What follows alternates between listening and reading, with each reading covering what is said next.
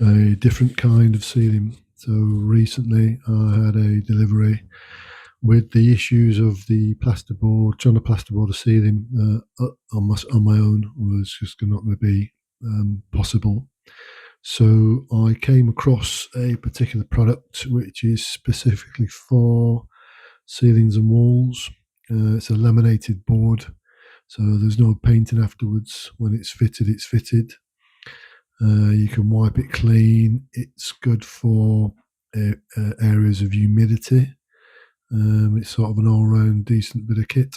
So relatively easy to put up, although you do still need a prop or two just to begin with, just to get yourself sort of get the first board in place.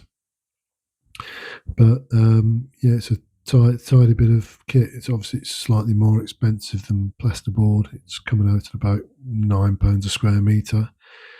It's about 3 or 4 times the price of plasterboard, but you don't have, like I say, you don't have the problem of afterwards taping the joints, filling the joints, sanding the joints, painting, etc., etc. So from that, it's worth the money from my point of view, and it means I can actually get on and get these done. So it's looking a bit precarious. The first board bump, there you go, first one down. And it's like all these things. Once I've kind of got my rhythm going, it's all right. But it's just that it's as well to show you when there are things that don't go right, as well as just things that go right. So here we go, second attempt, and you need to put a little bit more. I need to just put a little bit more pressure on where the prop's holding the board, and then obviously with that it's a lot easier. And obviously it's going up against an old beam. The beam isn't exactly square, so as is nothing in the house. So it was a question of just trying to pick out the best line for it as we went on. And then you just go in board after board to, on this particular scene, this is sort of the main bedroom one, or master bedroom. And you need about a board and a half to cover the width. And so there's just, I'm cutting it with, I've got quite a good sort of rip saw that I use. I've been used for a long time now. I use that with laminate, and then everything else I'm sort of cutting down. So it cuts fairly easily, and it's because it's all tongue and grooved.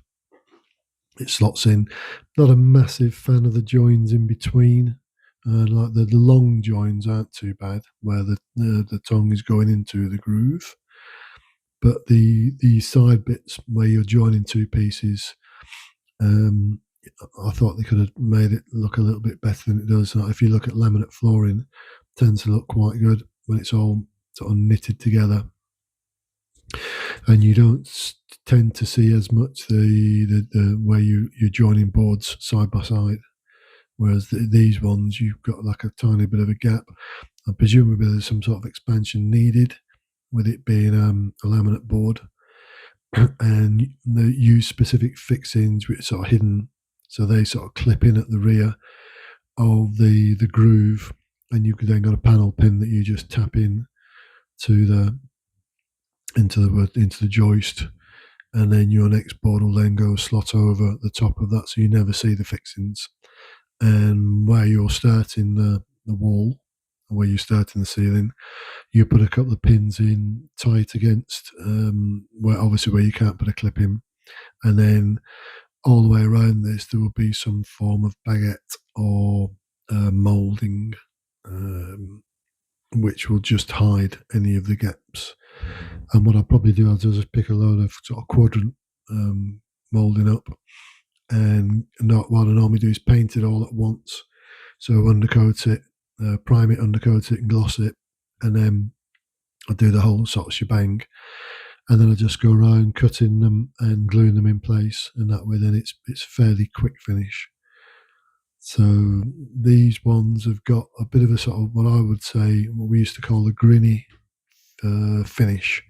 So, yeah, but because you've got sort of a wood effect within the white of the board, it looks from a distance as if it's not been painted particularly well. So we used to say if you could sort of see things behind the paint, we used to call it grinny. I don't know if that's a South London term or not, That's what the painters used to say there. You'd have to give it another coat. And obviously, you're not giving this any coats at all because it's a finished surface. Um, but yeah, I mean, it, it's tidy enough, and it'll do the job. And it means that I can get on with get the ceiling lights and that fitted and all the rest of it. So it's good from that point of view. And the clips, so the boarding was coming out about £9 a square metre, and then a bag of clips. You get about 250 clips and panel pins. That was €7, I think. So not overly expensive, and it's quite nice that you're not seeing. And like I say, it's all hidden. Back in the day, we used to, when we had sort of proper tongue and groove, we used to nail through the back of the top of the groove and do it that way, and then you just use like a punch just to send the nail in a bit deeper, so that it didn't affect the next board that was going on. But obviously, with that stuff, you're then at the stage where you're then primering it and undercoating it and glossing it or eggshelling it. Eggshell was a particular favourite of mine at the time, and this has kind of got that sort of look to it as well. It's not it's not shiny, but it's not matte either. It's sort of in between the two, sort of a Goldilocks finish. Um, what else to say about this? I picked up, I can't remember how many packs I picked up 15 packs of this. I had 15 packs delivered. So it should comfortably do all the upstairs ceilings and into the corridor as well. So that'll be good. Get all that done and into the bathrooms. Um, And with that, then the insulation, then obviously is all in place, other than where it drops into the eaves. And I then need to add a bit more just before I put the boarding on. But there's tons of insulation now in that roof area, so it should really be nice and snug in the winter months, which is the main thing here. It should hold the heat very well. And obviously, because I've got the cob wall either side of the bedrooms, and that will pull out some of the humidity if there is any humidity in the rooms. So you have to pull that out as well and dry through that. So everything is kind of going to plan at the moment. And again, I'm at the stage where I'm actually, as you're watching this, I'm actually still on holiday. So it's a bit of a weird one. So this was filmed just prior to the sort of week that I finished to then take the holiday, which I said had been sort of pre-booked quite a while ago when I anticipated that the house would have been done and dusted by now. So hopefully I'm sunning, as you're watching this, I'm sunning myself somewhere and just recharging the batteries, ready for the final sort of push to get this house sorted out, the internal sorted out.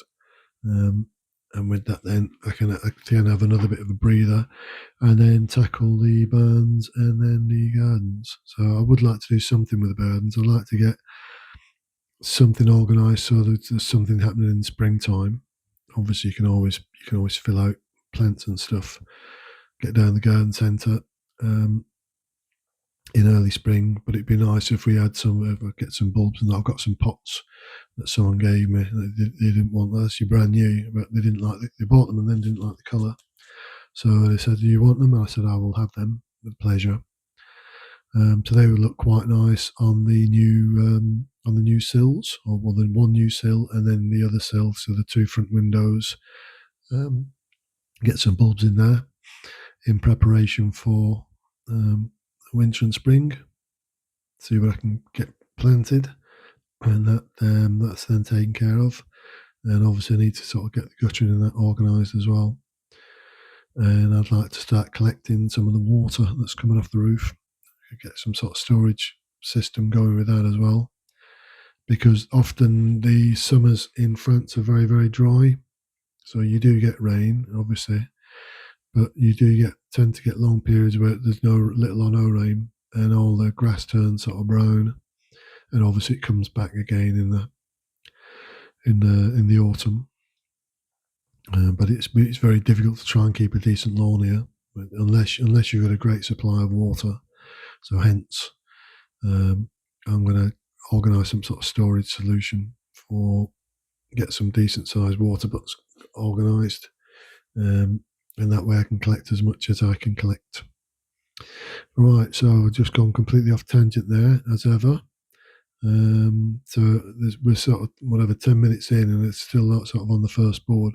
But then once you've got that in and done, you sort of find your rhythm, and it tends to go a wee bit quicker then. So after that, it sort of, I wouldn't say I motored along, but fairly steadily managed to get the first section of the roof done over, or the ceiling done over, about 2.5 hours, something like that. And using a chisel there, which you shouldn't really do, just to drive in the nails at the final bit. So rather than sort of tap in the nail, because they're small panel nails anyway, rather than trying to tap that in tight to the wood, to the joist, where you could clip the part of the groove that's on the board. What I used normally do, what I did after I'd finished the video, is I use a much larger nail, and I turn the nail over so that you're using the head of the nail against the head of the panel pin, and then you're just tapping the shaft of the nail, and that way then that drives it in, and that way you're not going to do any damage to the groove or the board, and that's what I do. So I was using chisel just because the chisel was there, but ideally you don't want to be doing that. And here's this just showing you the little clip that you get. So that sits in against between the joist and the groove, and then you got your little panel pin there, and you just tap that in. Like I say, it's better to use a much larger nail and just reverse it and use the head of the nail to hit the head of the panel pin and drive it in. And here you can see, so you've got this section in there. Obviously, because nothing's square in the house, then where it meets the wall that's sort of on an angle anyway, will need a bit of tidying up to do.